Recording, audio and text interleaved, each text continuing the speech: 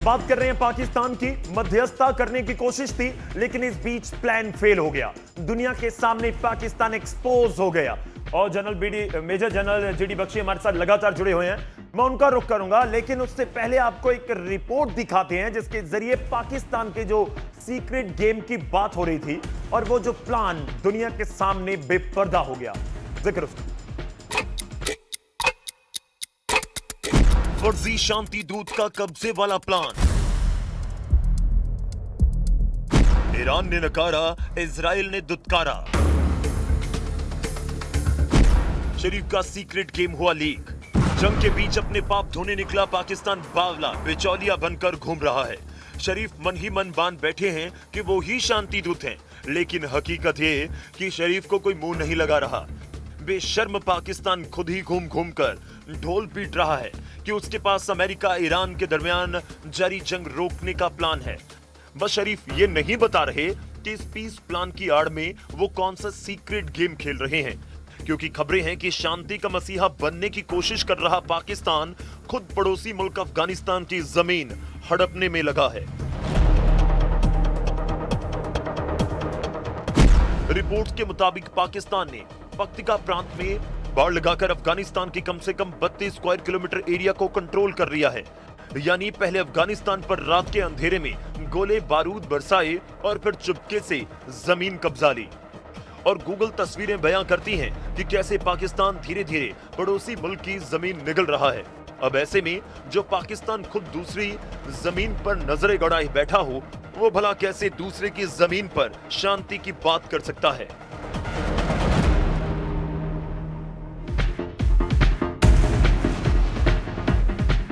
तो पाकिस्तान की क्या तस्वीर है वो सब कुछ बयां हो गया।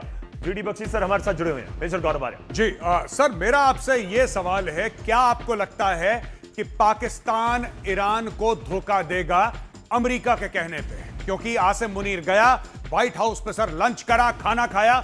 ये सारी जो मीटिंग कर रहा है, उस मीटिंग में सर तुर्की भी है, उसमें इजिप्ट भी है, सऊदी अरब है, लेकिन जो लड़ रहे हैं वो उस मीटिंग में है नहीं। तो इस मीटिंग का सबसे पहले इस मीटिंग का क्या वजूद है सर?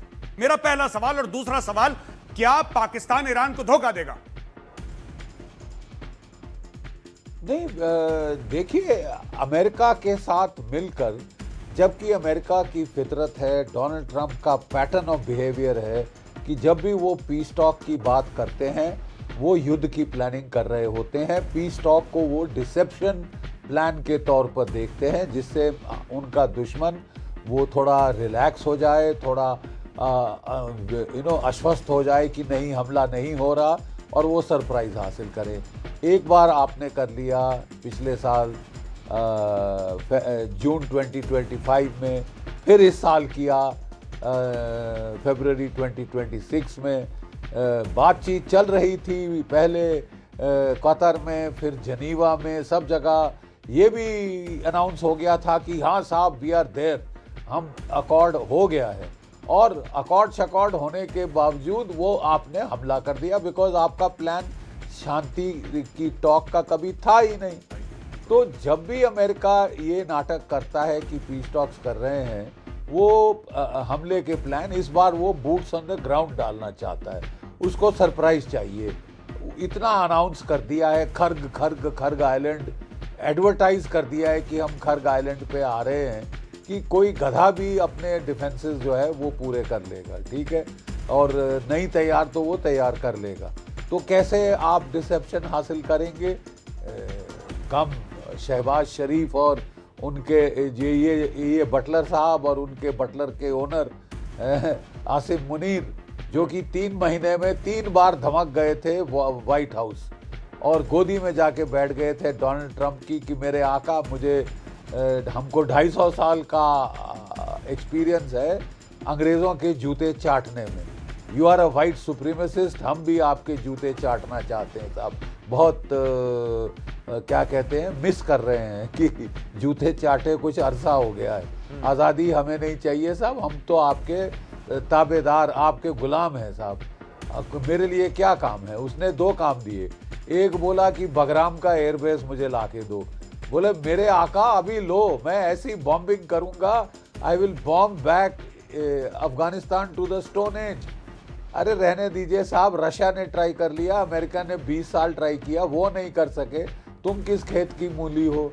ये मुंह मसूर की दाल, ये चले थे अफगानिस्तान को बॉम्ब बैंक करने। As it is Afghanistan storage में है, उन्हें फर्क नहीं पड़ता। उनके पास फाइटर बॉम्बर नहीं, तो आपने सोचा कि मैं बॉम्बिंग करके हिला दूंगा। ठीक है साहब, वो जो है उसके पास फाइटर बॉम्बर नहीं, सुसाइड बॉम्बर की कोई कमी नहीं है अफगानिस्तान के पास। और अब वो ड्रोन्स भी लगा रहा है, दाग दिए ड्रोन्स उसने नूर खान बेस की तरफ, रावलपिंडी की तरफ ड्रोन्स दाग दिए हैं। लेने के देने वहां भी पड़ जाएंगे। अब ये चले थे चतुर बनने, डोनाल्ड ट्रंप को खुश करने कि साहब मैं ये, और फिर इन्होंने जाके अपने 10 जहाज निकलवा लिए वहां से कि ईरान में आपके लिए पीस टॉक कर रहा हूँ, मेरे जहाज छोड़ दो। तो उनने भी बेचारों ने, चलो तुम कोशिश कर रहे हो शायद हमारे लिए, झांसे में आ गए और 10 जहाज छोड़ दिए।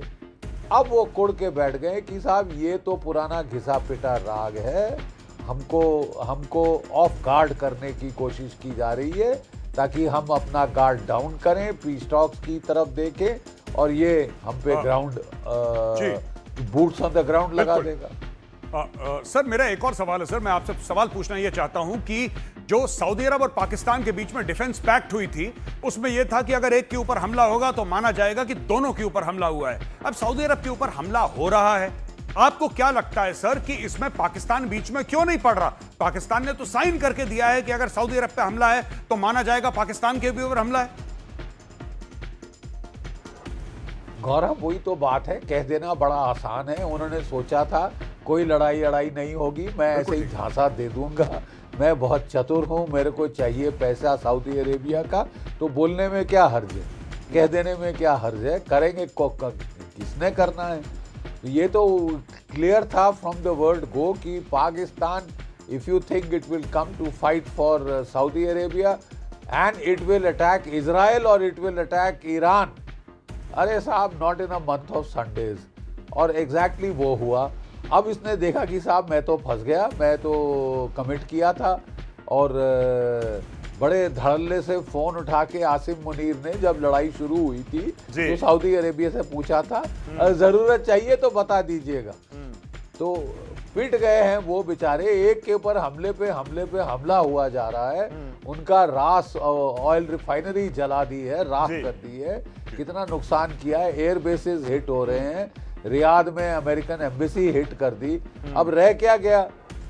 ये अभी तक इन्होंने सोचा अरे बाप रे ये जाना पड़ेगा वाकई लड़ने के लिए, तो मैं तो साहब मध्यस्थता कर रहा हूँ ना, मैं तो बिचौलिया हूँ, मैं तो बीच में आ रहा हूँ। अब मैं कैसे आपको ट्रूप्स दे सकता हूँ, क्योंकि I am trying for peace, I am trying to help you. बच्ची सर एक और सवाल, ये साहब चौतरफा वो कहते हैं ना। मैं एक और चीज जाननी चाह रहा हूं। आपने जिक्र कर दिया कि अमेरिका सब कुछ करवा रहा था। इस पूरे प्रोपेगेंडा के बीच अमेरिका ने जो भी करवाया पाकिस्तान से, मेरा सवाल है कि क्या पाकिस्तान के हाथ में कुछ लगा भी या नहीं, या सिर्फ हसीहत ही दुनिया भर में हुई उसकी कि हाथ आज भी खाली है, पहले भी हाथ सामने था, अब भी हाथ सामने, कुछ लगा हाथ में आया कि सब खत्म? नहीं, देखिए एक ही फायदा हुआ पाकिस्तान को, वो ये हुआ कि पहले ईरान ने सोचा ये सिंसियर है, शायद ये मेरी मदद की, गर्दिश के वक्त मेरी मदद की कोशिश कर रहे हैं। उसने इनके 10 जहाज छोड़ दिए और इन्होंने डोनाल्ड ट्रंप को बताया कि 10 जहाज छोड़ दिए हैं। डोनाल्ड ट्रंप ने क्या बोला, मुझे 10 जहाज़ों का गिफ्ट दिया है ईरान ने, पाकिस्तान के जरिए गिफ्ट दिया है। उन्होंने बोला अच्छा ऐसा है, वो चिढ़ के उन्होंने अब इनको बोल दिया है कि हम तो बात नहीं कर रहे, तुम जिससे कर रहे हो करो, we have nothing to do with these talks. अब वो समझ गए, ज्यादा देर तो नहीं लगता ना साहब। You can fool some of the people all the time, all the people some of the time, but you can not fool all the people all the time. मेरा एक और छोटा सा सवाल है सर, मेजर गौरव वाले भी सवाल लेना चाहेंगे। मेरा सवाल यह है कि इस पूरे घटनाक्रम को आप भारत के लिहाज से किस तरह से देखते हैं? क्योंकि बहुत बातें होने लगी थी कि देखिए पड़ोसी देश है, हमारा दुश्मन देश है, लेकिन वो तो इतनी बड़ी जंग को बीच में रुकवाने की बात कर रहा है। भारत के नजरिए से इस पूरे घटनाक्रम का असर आप हमारे ऊपर या जो भारत की इमेज पूरी दुनिया में, उस पर किस तरह से देखते हैं? देखिए साहब, इमेज तो आप छोड़ दीजिए, the simple fact is we are taking a big economic hit. 3 economies हैं एशिया के अंदर which have been hit the hardest by this Iran crisis: Japan, India, South Korea. These 3 economies have been particularly hard hit, along with छोटी economies तो बेचारी वो तो चरमरा गई हैं, और यूरोप की इकोनॉमीज का सवा सत्यानाश हो गया है। ठीक है, अमेरिका के झांसे में उन्होंने रूस से सस्ता तेल जो मिल रहा था, गैस मिल रही थी, खरीदना बंद किया, ज्योग्राफिकली क्लोजेस्ट था। अब वो बेचारे यहाँ पे शुरू हुए कि गल्फ से वो तेल लेंगे, गैस लेंगे। अमेरिका ने गल्फ का तेल और गैस बंद करा दिया है।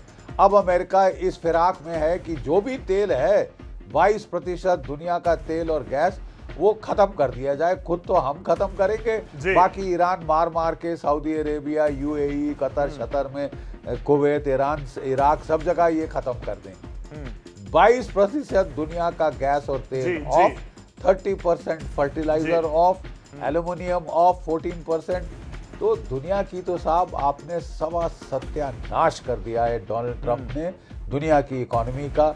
और अगर वो समझ रहे हैं कि वो ज्यादा ही चतुर हैं कि उनकी इकोनॉमी का कुछ नहीं होगा, अमेरिका में तेल की कीमत जो $2 से $3 प्रति गैलन थी, बढ़ के $5 प्रति गैलन पे आ गई है।